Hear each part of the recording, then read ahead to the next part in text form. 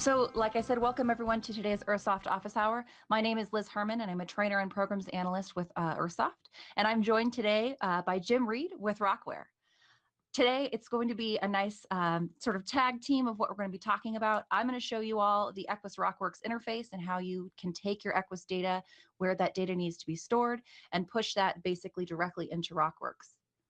So it's good to know sort of the kinds of data that you can get using the EQuIS for RockWorks interface. And this sort of honeycomb image shows you all of the various options you've got. The first thing you'll start off doing is picking your locations, your location data. If you've got any sort of orientation, stratigraphy, or lithology data you need to include, you can, of course, select that as well. And then whatever additional data that you want to be able to visualize in RockWorks, you go through, make those selections, and then basically what the EQuIS for RockWorks will do for you is take all of that information, generate a .sql file, and push it out so that it's available for RockWorks to pick up and start run with. So the important things to understand within EQuIS is where your data is coming from. So in terms of the mapping, the first bit of information for the location tab is actually coming from 4 different tables in EQuIS. That's that DT location, your coordinate, well, and then the VW or the view for that location view. And additionally, there are 3 other tabs in RockWorks: the orientation, lithology, and stratigraphy, and all of that data is going to be pulled directly from DT lithology. If we step to the next sets of data, the iData and P data is going to be coming from your DT sample parameter and your DT downhole point data tables.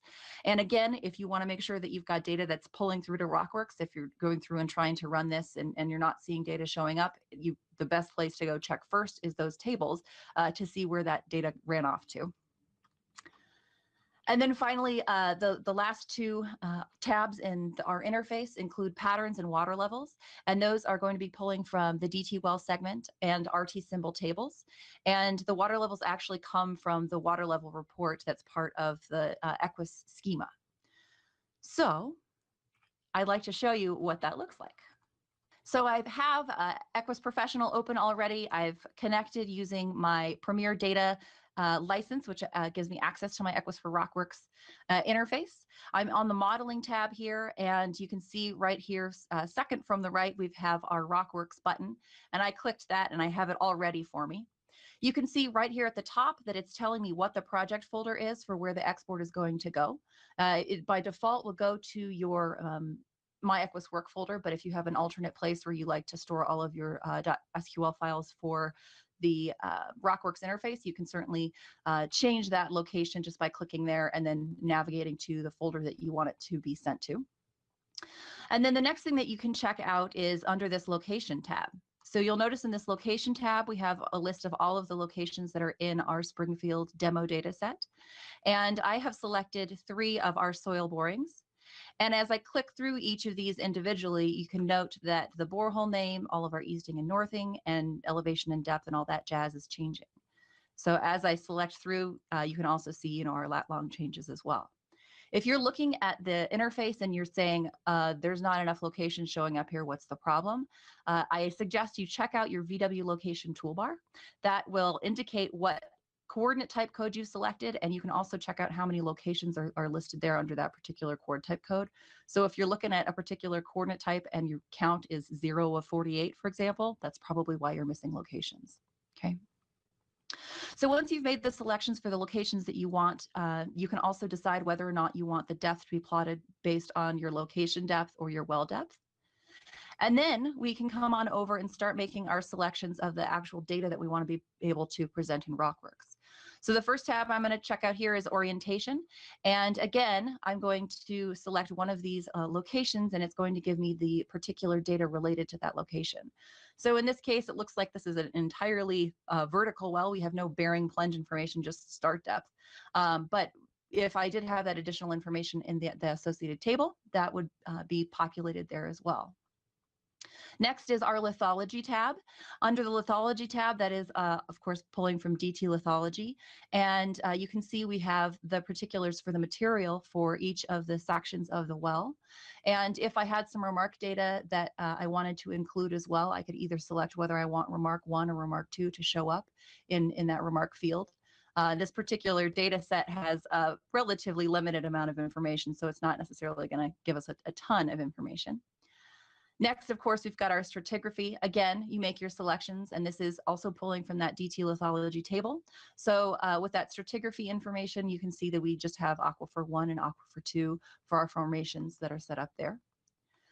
Next, we're looking at our interval data or I data, and that is going to give us the either analytical or parameter data, depending on which section you look at. So this section up here is going to give us the parameter data. You would make the selections here as you would in any other EQuIS report. So if I expand this space just a bit, you can see I would go through and make whatever parameter selections I need in my report interface. And then I would click this Run button to initialize the report. Now, I've already done that, and in fact, there's no data showing up here because the particular locations I've selected don't have that parameter or analytical data here. And so you'll notice that we've got nothing populated, although it does show me the headers of each of these locations, or of each of the fields, rather, in the report. And so since there's nothing here, I want to make sure I don't check that box for the intervals so it won't be included in my export. The next section is time intervals data. Again, we're looking at a report interface where we would go through and make our particular selections and then run that report, and then we would have our output with all of that time interval information as it's available. Okay. We then have our P data. This is going to be pulling directly from your downhole point data table. And in this case, it's essentially pulling whatever parameters you have configured. So if you have a different set of data set than what I have, then you would have a different set of downhole point data to select. So I could select maybe pore pressure and sleeve stress here. Maybe I'll select tip stress too. And then once I, again, click that green go button, it will call out to that table and pull that parameter information directly so that we have that parameter values for the locations that are selected here. Next, we're looking at fractures data. Again, this particular data set doesn't include that, which is okay. Then we have our water levels, which I did go ahead and run that report already. I'm checking that box to make sure that I'm including all of that in my export to RockWorks. But again, I just made my start and end date range, made sure that I picked my target values that I wanted to be reported in the data set, and then ran that data. The last two to check out are symbols and then patterns, so that we can include additional information about the well structure and things like that.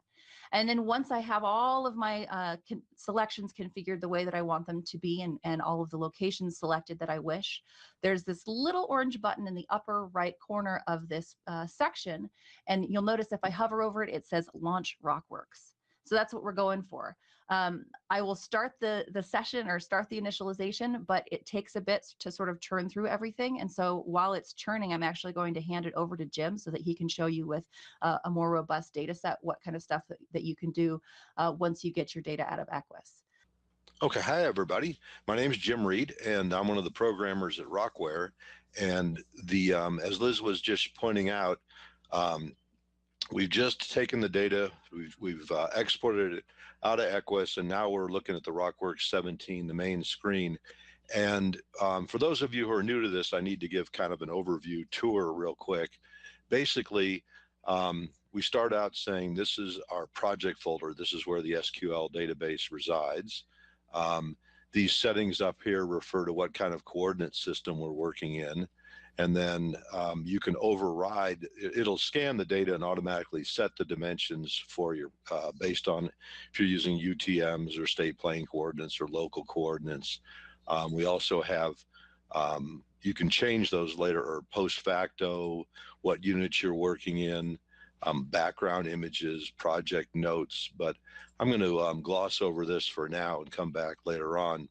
But the main chunk of real estate to pay attention to is down here where we've got these three big tabs. The home is just some stuff with licensing. Utilities, this is a collection of sort of disparate programs. This actually used to be 22 different products years ago, and we combined them all together, and that's when RockWorks started. And so, anyway, there are things for generating maps, grid-based maps, block models, doing volumetrics, hydrological surfaces, hydrochemistry. I'll use this to show one of the utility programs. In this case, this is just an ASCII flat file data sheet where we imported some ion data for different wells. If we wanted to make say a Piper diagram of those guys, I click on Piper diagram. There's a whole mess of options about which columns contain what, how we want the diagram to look. We say click the process button, and it generates the diagram. And most, I would say that almost all of the programs within the utilities here work the same way. They read data from this spreadsheet, and they generate some kind of diagram or do some sort of computation. These programs don't take much explanation. They are what they are, and I think it's a waste of time to go through all of them, other than to say that if you don't see it here, it's because nobody asked for it. So, but the one I really want to pay attention to that's a lot more germane to what EQuIS is doing is the borehole manager. And you'll recognize there's some similarities in terms of the screen that Beth just had up on this within EQuIS about how we're managing the data. Basically, you've got a list of boreholes along the left side, and then a list of the different types of data. So if I click on a given borehole, say this one here, I can see the location, the orientation, if it's non-vertical. By the way, if you are doing any kind of trenching or deviated holes, we can do horizontals, and that's contained over in the orientation tab here. But let's just walk through these systematically. Location is our coordinates, and we can have other coordinate projections, and you can convert back and forth through them. Most notably, the one that we're really proud of is doing range and township, which is a real pain, but it does work. And then anyway, so location, the orientation I just mentioned. Lithology, when we talk about lithology, what we're really referring to is sort of the rock type itself, something that may be laterally discontinuous, as opposed to stratigraphy, which would be more things that are horizontally contiguous across your project areas, such as regular chronostratigraphy or hydrostratigraphy. When we say I data, we're referring to data that has a top and a bottom depth, and it can be anything that's quantitative. So that could be geotechnical properties, geochemical properties, sieve analysis, and so on, as opposed to T data, which we're referring to as time-based data. And so let's see if I've got any in this set. So that would be basically any quantitative interval-based data where there's also a time associated with it, assuming that it's changing over time. So this would, if you're doing, say, contaminant plume migration, this would be where you'd put the data rather than putting it into the I data field. P data refers more to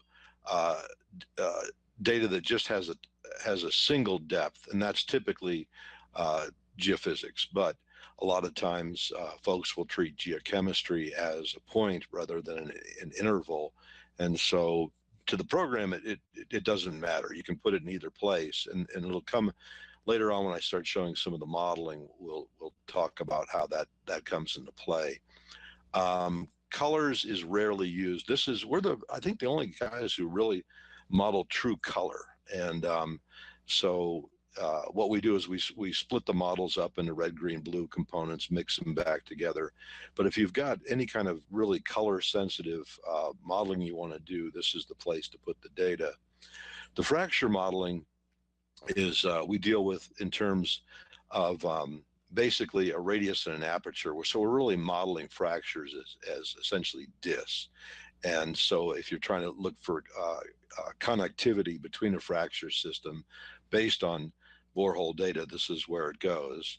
Water levels, same kind of deal as the T data, where we've got, you specify as many aquifers as you want, give them dates for the samples, and then depths to tops and depths to bottom. Symbols, patterns are just to jazz up the diagram. If you've got like a screened interval you want to show. Bitmaps are, let's see if I can find a well that has some. This is if you've got, say, pictures of core or raster logs, old raster logs that you want to plot within your strip logs, you put them into the bitmaps column. Vectors refers to any kind of directional data. So if you've got downhole flow information and you've got an absolute direction for it, you can put it into the vectors field.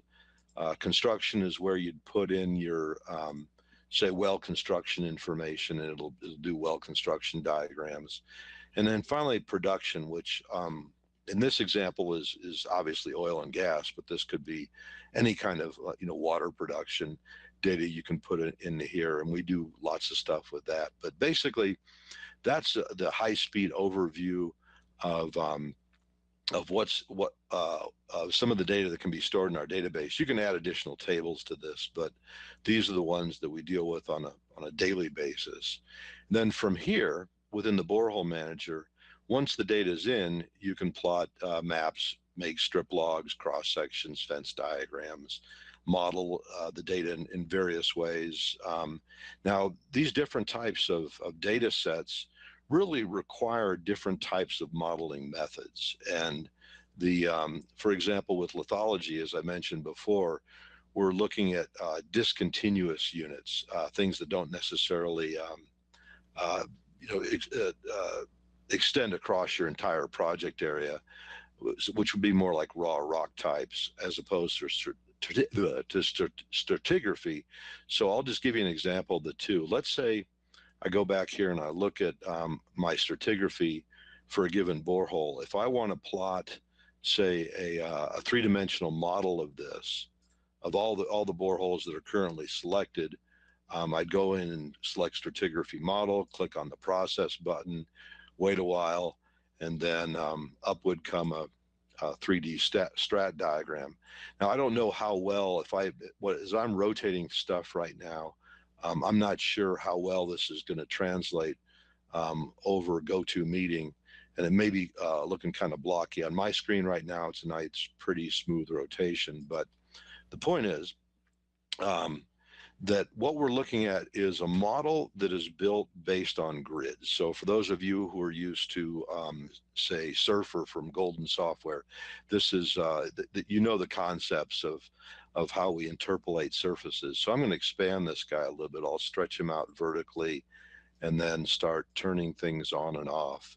So removing horizons. And so we're looking at, say, individual units. And if I want to see the volumetrics of these, I can turn on a little filter that'll actually show me how many cubic meters of material I've got here. So if this were, say, hydrostratigraphy, I could start doing volumetrics in addition to the visualization.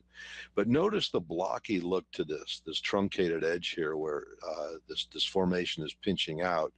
You can adjust these, the resolution of the model. I'm going to close this for a sec and go back to this menu. This is where you define the dimensions of the model. And when I say a model, I'm referring to basically a three-dimensional block model or a two-dimensional grid model.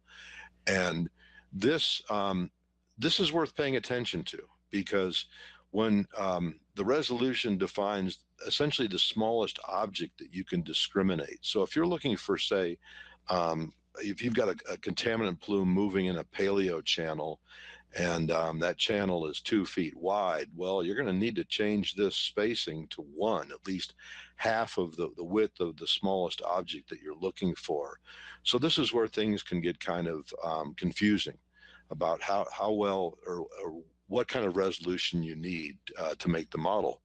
In addition to that, if I go back to that previous menu I was just on, you'll see that as far as generating these models are concerned, there's more than one way to skin a cat. These different algorithms or modeling methods all have their strengths and weaknesses. So, for example, if the one I was just looking, or I just generated, was based on what's called the inverse distance equation, which is essentially Isaac Newton's gravity equation that says that the influence of nearby objects vary inversely with the distance squared. Kriging is a way of sort of giving that a directionality to it. So if your stratigraphy has a trend or a fabric to it, you can basically exaggerate it or enhance it based on that trend. These are, we do a 2-day class every quarter, and free 2-day classes, and we spend a lot of time on the strengths and weaknesses of these different algorithms. But basically, I'm not going to waste a lot of time on that. The sequence of which we model, the default is we model from the bottom up, but you can switch that. You can have constraining surfaces. You can clip the models based on polygons. And then when I mentioned the volumetrics, if you turn this on, it slows the program down a little bit, but it'll give you the volumes of each individual stratigraphic unit that you're generating. So I'm going to close this. So that's stratigraphic modeling, and that's based on essentially generating surfaces for each of these stratigraphic units. Now, let's compare that with, say, lithology. Now, lithology, let's go back and look at a sample here. The difference, by the way, or some of the, there are many differences between how we model stratigraphy and lithology. One of them is that we basically assume that there are no repeated stratigraphies. Now, of course, if you've got recumbent folds, thrust faults, and so on, this gets a little bit more complicated. But again, that's an advanced topic. For now, I'll just let's just suffice it to say that the assumption of stratigraphy is that we're just going to list the data from top to bottom, or the units from top to bottom, and that's that. Whereas with lithology, you can have repeated units. So you may have, try to find a good example here of something that repeats a lot. So there's, we got silt here, we got silt there. When we model lithology, we use a completely different algorithm where we're going to essentially, let's see if I can get an example of some of the modeling options here. We use a technique called lateral extrusion, where we're basically looking at, or for each individual well, we're sort of bleeding the lithology out until it bumps into the lithology from an adjacent borehole. So I'll go ahead and show you what one of these things looks like. And they're a lot blockier looking, and you can make them look a lot smoother by decreasing your voxel size. Voxels, by the way, refer to the volumetric elements. It's a radiological term.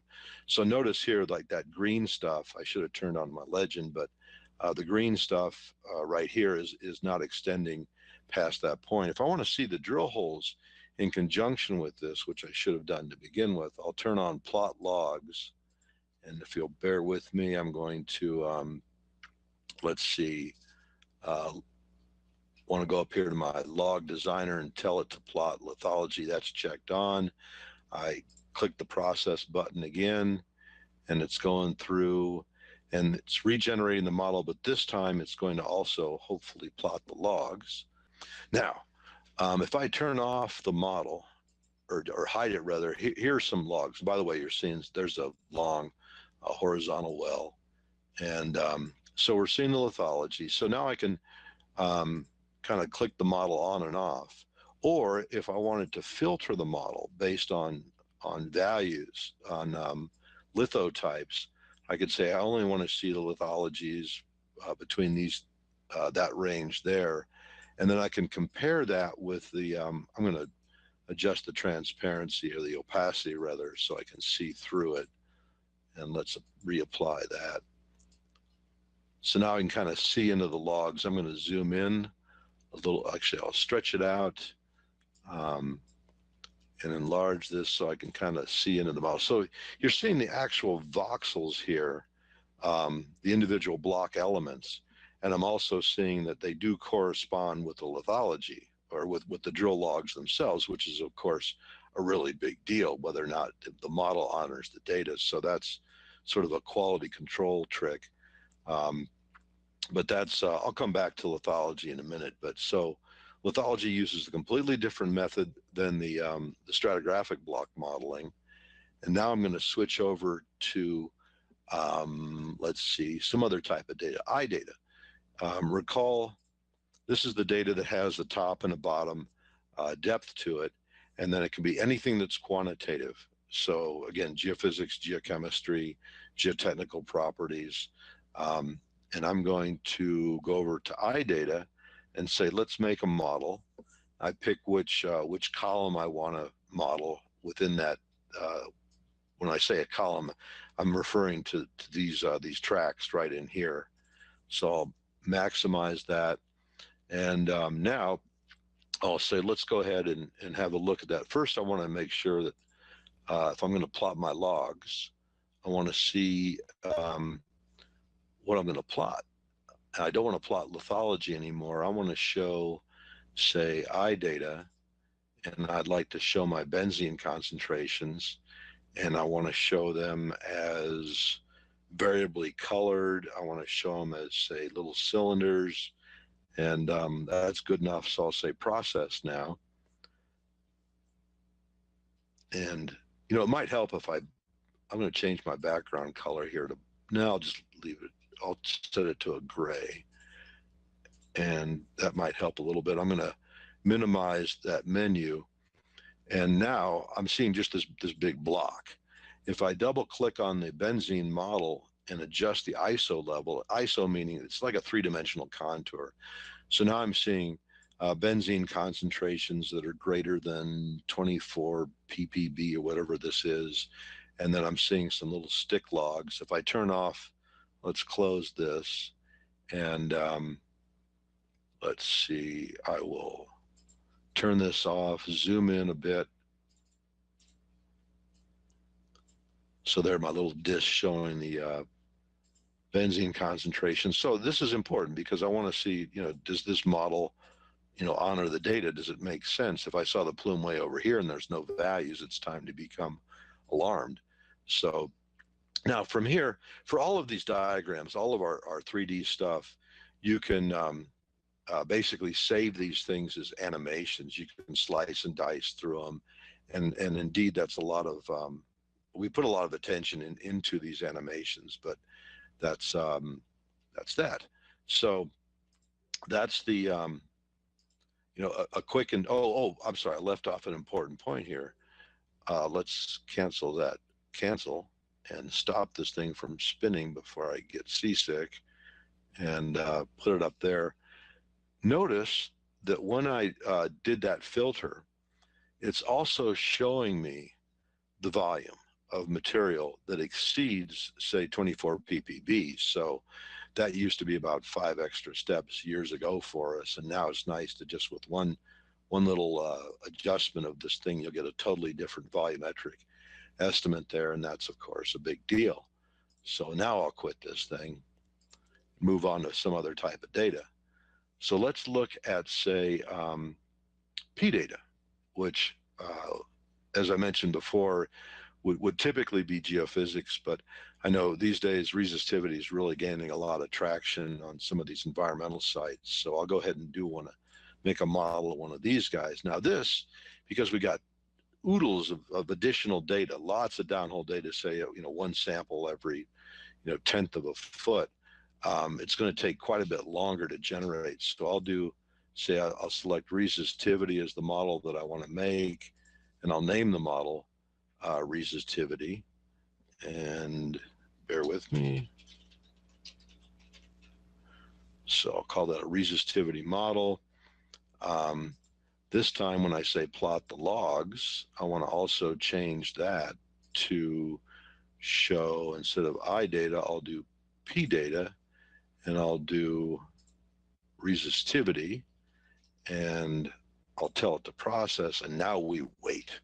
Now we do, if you've got multiple processors, and hopefully you do, we'll take advantage of those. So if you've, these days with the, thanks to Intel, the program is quite a bit faster than it used to be. I think the first time we did it took 15 days back in 1998, and no, back in late 80s, and now what took 2 weeks then takes a very short period of time now, as you just saw.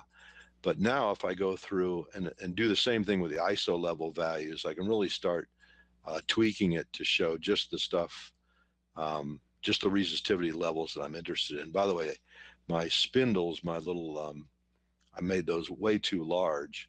And I'll turn this off, so they're looking kind of obnoxious. But again, the most important thing is to compare the model with the data and make sure that it's really honoring the data sets as a quality control thing. So now also the same applies here for volumetrics. So we can say that anything with a resistivity level greater than this, that's the volume that we're seeing right now. So I'll close this guy and close that. The next on the list is the fracture models. Fractures, let's see if I can find some wells that have fractures. Fractures, you give it basically the dip direction, angle, radius, and aperture, the size of the opening of the fracture. And then I select fractures, make a model of it. And I think I'll just leave all this stuff be. Although this time I like to show in the boreholes, whoops, I want to show just the fractures. So I turn off P data, turn on fractures, and let's see what happens.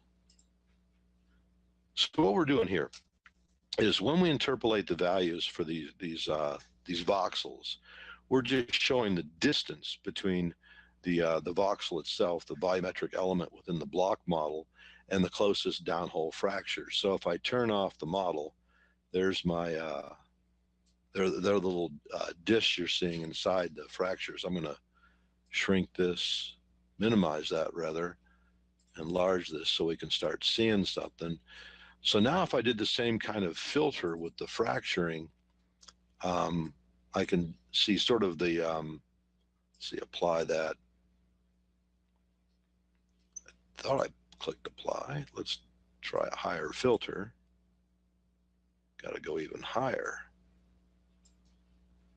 And I can start seeing hopefully some of the connectivity between the different fractures themselves. This will come into play later on when I get into some of the hybrid models, or the games you can play with multiple models. But I'm going to stop or pause here for a second and say that so far, all I've been showing you are three-dimensional models, and the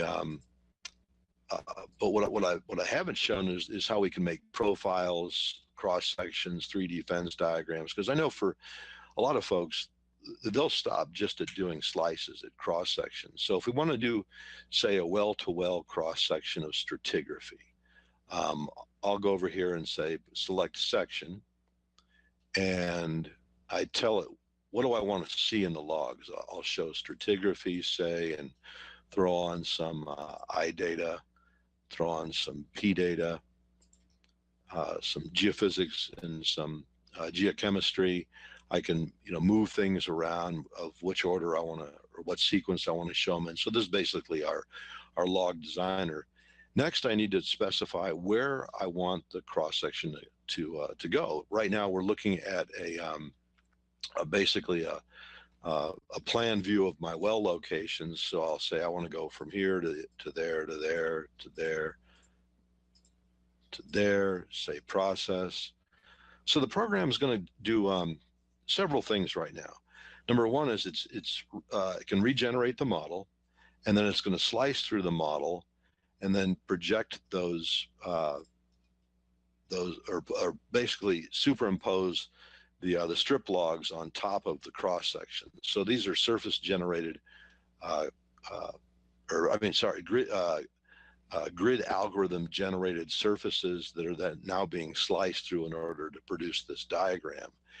On the other hand, if I wanted to plot, say, a profile, and this is a whole different concept. When we do a profile, we're not going well to well.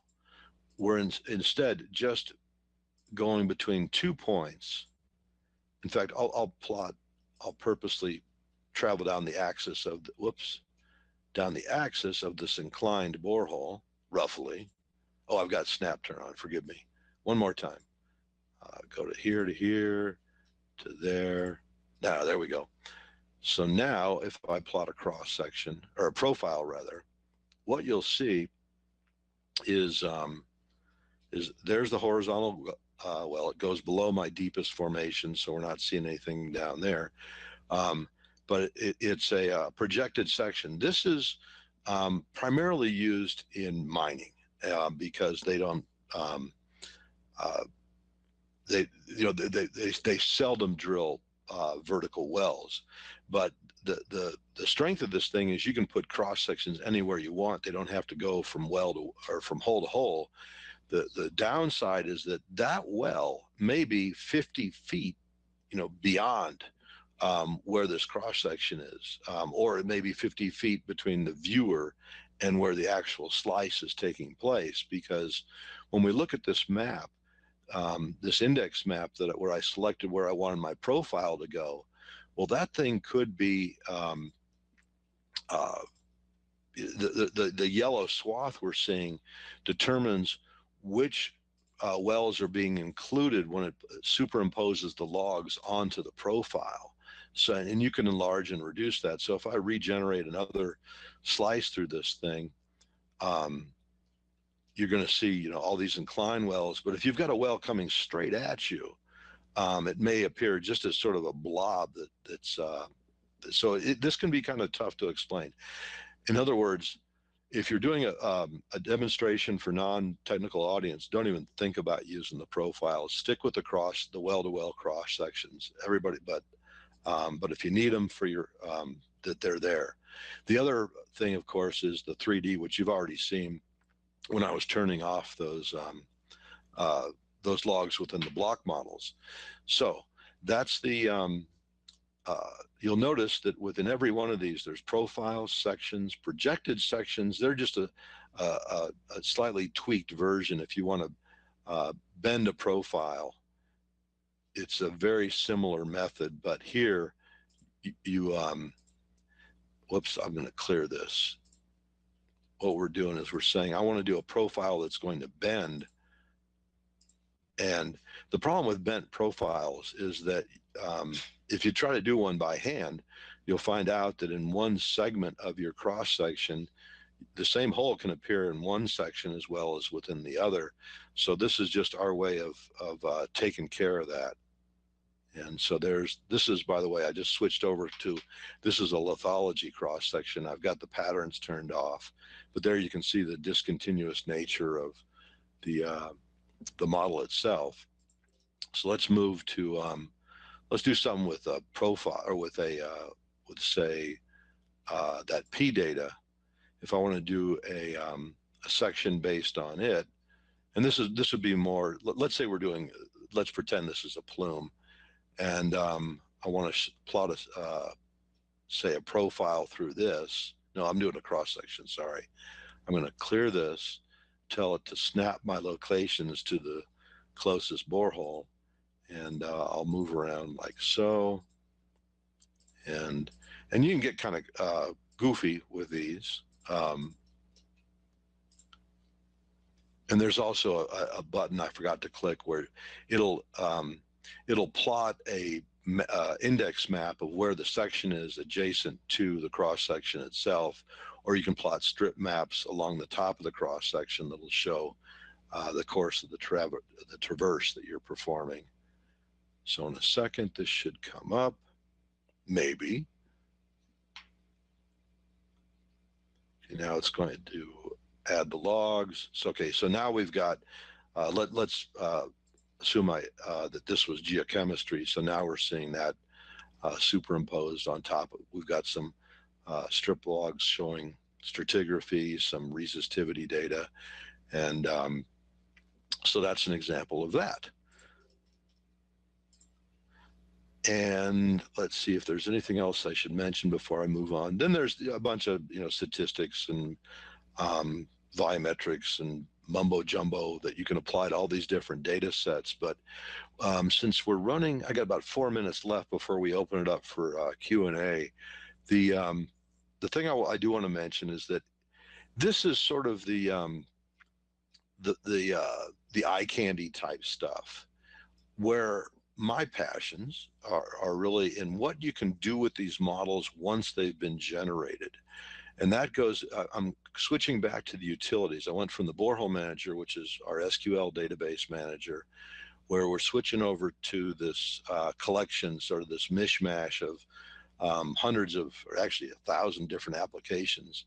But in these two menus here, grids and solids, this is where I think the real power lies, in that I can go in here and start doing operations with these different models, filtering.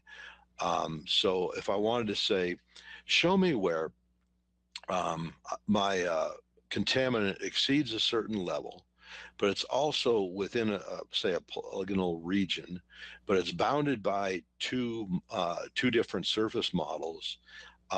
You can really get carried away with this stuff and basically ask pretty much any kind of question you can think of. Now, some of these filters are built in to the program. So one thing I didn't show, by the way, which I need to go back to the Borehole Manager and show, is, let's say I wanted to make an iData model, but this time I'm going to constrain it. I'm going to say I want to regenerate the model, but I want it to be bound by, say, the top of,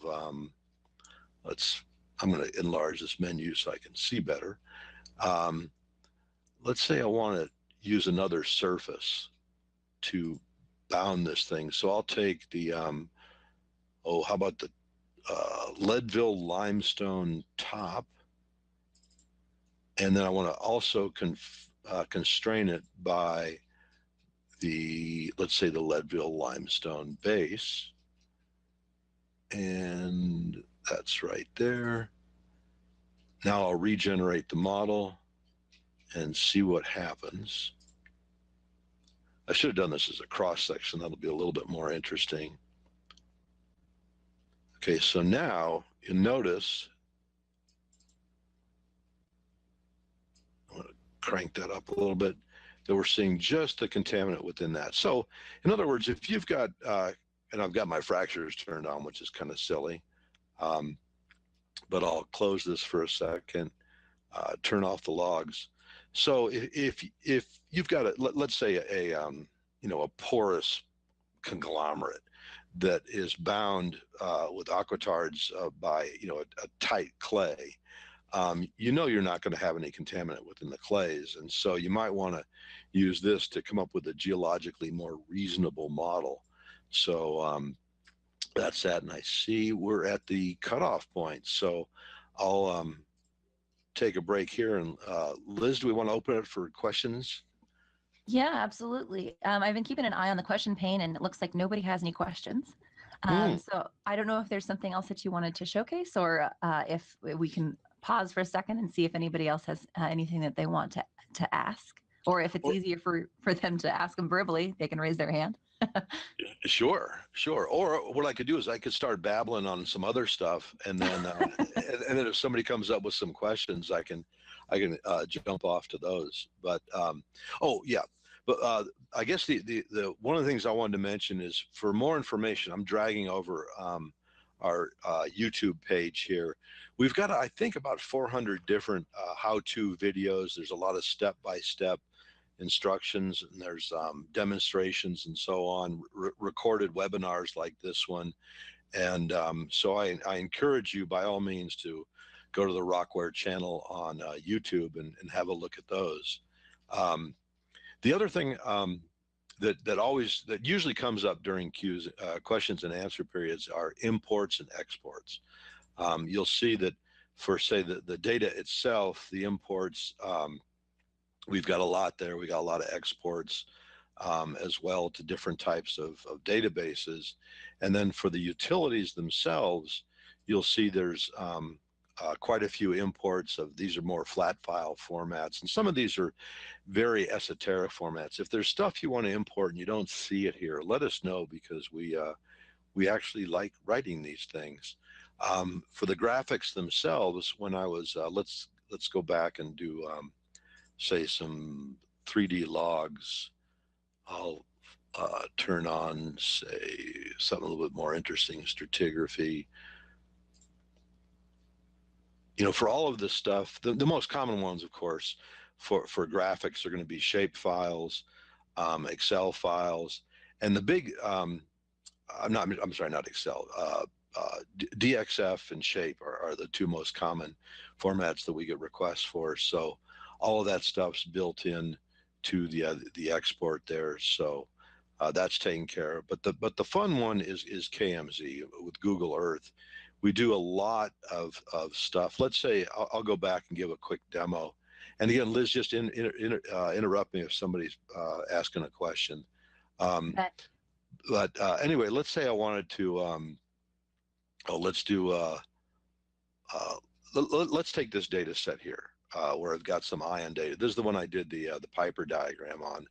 Let's say I wanted to make a map of based on, say, potassium, and I want to do a color-coded map of this thing.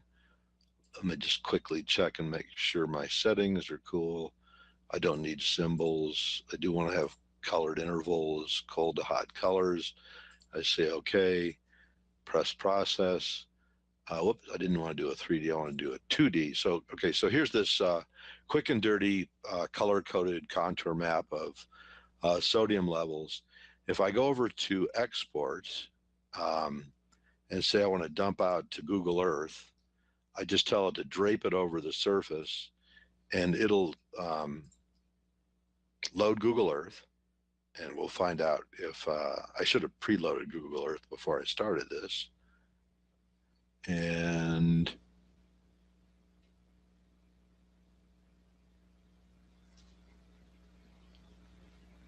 so now we've got our map draped over the surface. And then, of course, you typically want to go into here for all these Google Earth exports. And let's change my properties and drop the opacity down a little bit. And then tilt this guy. And I think I've got 3D turned on. No, turned on 3D buildings. There we go. So now we're seeing the trees. But we're finding out that, you know, this is a pretty popular method. That's our office, by the way, right there. So the Google Earth export is turned out to be one of the most used features within RockWorks. But also, a lot of people don't realize it, but over in this Earth Apps application, we can also suck data out of Google Earth. So if you're digitizing points, lines, polygons, etc., go ahead and use this program, and we'll actually copy it out of the clipboard. You don't even have to save your Google Earth, your KMZ file. We can pull it if you just click on it, highlight it within the Google Earth menu over, you know, this stuff over here. Then you can pull that into the database, and that'll that's a pretty slick feature. So in fact, I use that one a lot on our consulting work. Some of the other things I didn't mention as far as the tour goes was these little, you'll see little plus and minus buttons sprinkled throughout the program. This is just how we deal with the, you know, limited real estate of turning things off and on or hiding things just so we can see more. And this one in particular, the project manager, is where it will show you a list of all the data sets within your current, as well as your graphic files within the current project folder. So like in this case, if I wanted to, if I can grab my splitter bar, maybe I can't. Well, forget that. but we'll get, some of these will give us little, basically previews of diagrams that we've created, but I've got that turned off. Oh, there we go. Whoops, it just took a minute. So as you hover over them, when you do save a diagram, it'll also save a little thumbnail image so that later on you can come back and hover, like I say, hover over them and get a preview for what they look like. The other stuff as far as the real estate goes is you've probably noticed that in all of these programs, what we've tried to do is to embed the help messages directly within the menus themselves. So you'll get the list of options, of input options, and then configuration options, but you'll also see a basically hypertext based help listed over here. And our help is we're very proud of it because, like I mentioned, it's all hyperlinked. So if you need to know more about anything, you can turn this off if you want to, but don't.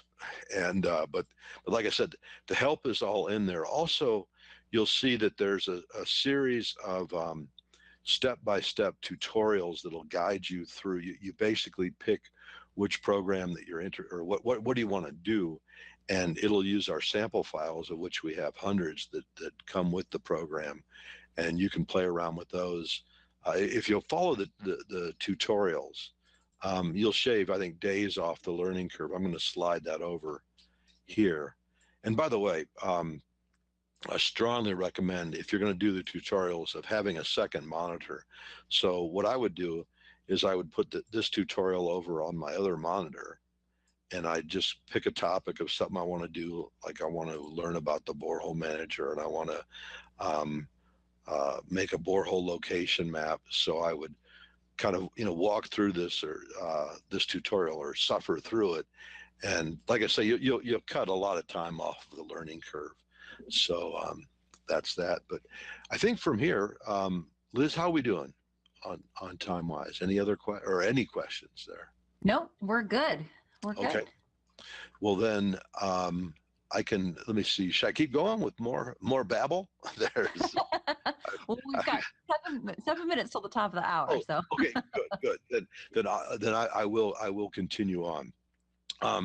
The animations are something that this is more of an advanced topic, but I think it's really, really cool.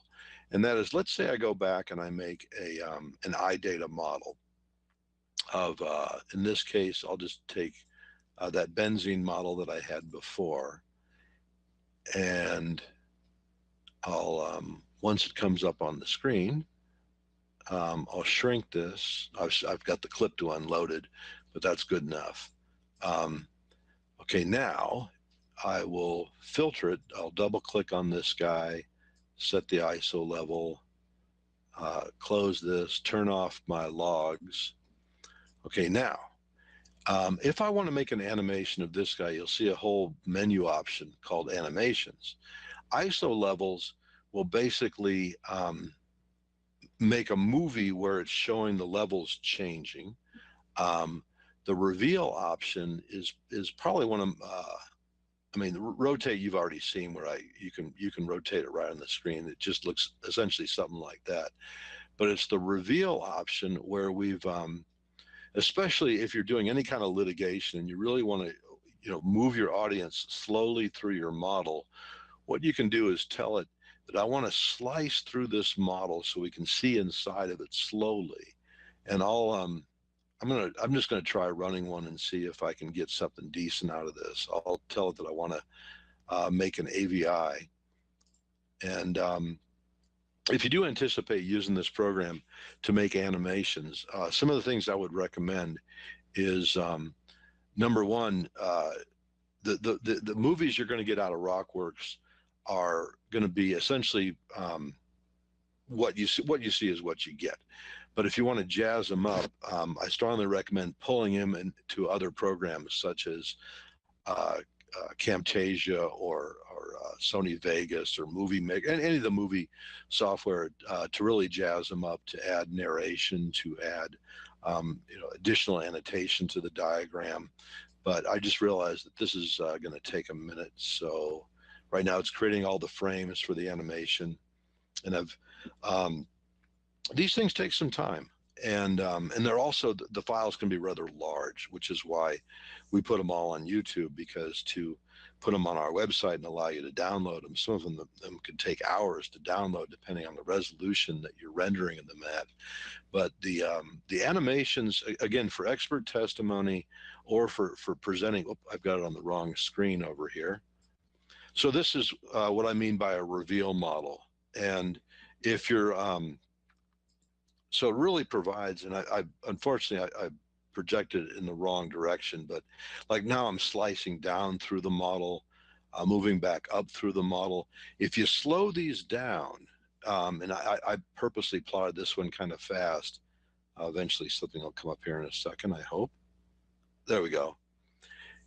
You can really get a three-dimensional feel for what, say, a plume look, or the geometry of a plume. And this is one that, like I say, it's probably my favorite type of animation, especially when it's plotted a little bit slower. And you might want to even pause it to show where, like, the plume source is. And I forgot to, or I haven't mentioned, some of the other utilities that we've got. I'm going to slide this over on top of that. Not that you're interested in my emails. And there's, you'll see quite a few other additional features that we can add, as far as like throwing in storage tanks, or to show where the source of the contaminant might be, as well as pretty much anything else we could think of. But that, so that brings us to, I think as far as any other disjointed information goes, that's pretty much the high-speed overview. Okay. And as I mentioned before, we do a free 2-day classes here in Golden quarterly. And so if anybody's interested in seeing everything I just showed, but at a much slower pace with a hands-on format, please let us know. Awesome. Thank you so much, Jim. And I really want to thank Jim. Thank you so much for being here and presenting for us. My pleasure. So, thank you. Thanks, everyone. Have a wonderful day. Bye, y'all.